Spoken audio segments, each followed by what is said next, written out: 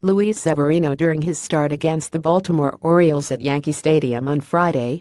Abbie Parr. Getty Images. Brett Gardner and Starlin Castro each had 3 hits, and CC Sabathia turned in a solid start as the Yankees kept pace with the Boston Red Sox in the American League East with a perfunctory 5-2 victory over the Minnesota Twins on Tuesday night. But was it really worth celebrating? The Yankees at the moment are faced with a perplexing riddle, because each time they beat the Twins in this series they increase the odds that they will not get to play them in the American League wildcard playoff. The Twins entered Tuesday nursing a 9-0 lead for the second wildcard spot over the Los Angeles Angels, who may not be any more formidable than the Twins. But it is hard to imagine the Yankees being thrilled with the prospect of a 9-0 playoff against Mike Trout, the Angels outfielder widely viewed as the best player in baseball. By contrast, no team has played the patsy for the Yankees over the last 2 decades like the Twins have. The Yankees have lost a season series to the Twins just once since 1993 and own a 54-23 record against them since 2007, their best record against any American League team. And the pattern has continued in the playoffs, with the Twins losing to the Yankees handily in 2003, 2004, 2009 and 2010. This edition of the Twins, with its young and unheralded roster, has exceeded the expectations of its own front office, which dealt away several veterans in late July to remain in playoff contention.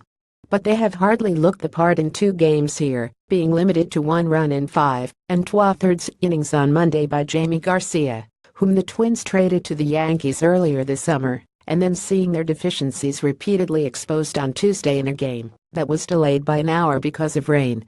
A wild pitch by Minnesota reliever Alan Busenitz in the 4th inning led to a run, and first baseman Joe Mauer misplayed a 2-out grounder in the 5th that allowed another. The Yankees ran repeatedly on right fielder Max Kepler, and 3 Yankees reached base via a walk or getting hit by a pitch.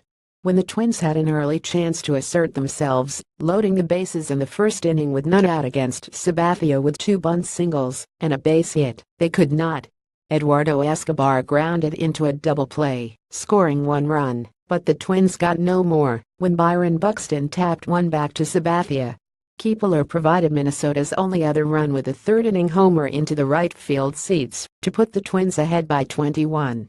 The Yankees, who had a steady parade of base runners, were hardly opportunistic. They left 14 runners on base, but on this night they did not need to be. They jumped in front for good in the 4th. Jacoby Ellsbury sliced a double into the left field corner, and, after Jose Barrios struck out Todd Frazier, he walked Greg Bird on an in-pitch at-bat. Gardner followed with a single, scoring Ellsbury to tie the score and chase Barrios. Busenitz then bounced a pitch to Aaron Judge, allowing both runners to move up, which put Bird in position to score, which he did on Judge's fly ball to right. It gave the Yankees a 32 lead, which Sabathia, Chad Green, David Robertson and Aroldis Chapman carried to the finish line. A sign of the Yankees' conflicting priorities came before the game, when manager Joe Girardi reversed course and announced that his ace, Luis Severino, would take his regular turn in the rotation on Wednesday in the series finale against the Twins instead of pitching Friday at Toronto, which Girardi had initially decided to do earlier in the week.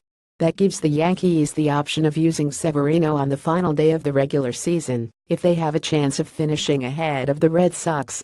That possibility grew a little more dim on Tuesday, when the Red Sox beat the Baltimore Orioles 10 in 11 innings. It was the Red Sox's 3rd extra-inning victory in the last 5 days. While the Yankees have won 5 of their last 6 games, they have gained no ground on the Red Sox, who they do not play again. If the Yankees and Red Sox tie for the division title, they would play a 9-0 playoff on October 2 at Yankee Stadium.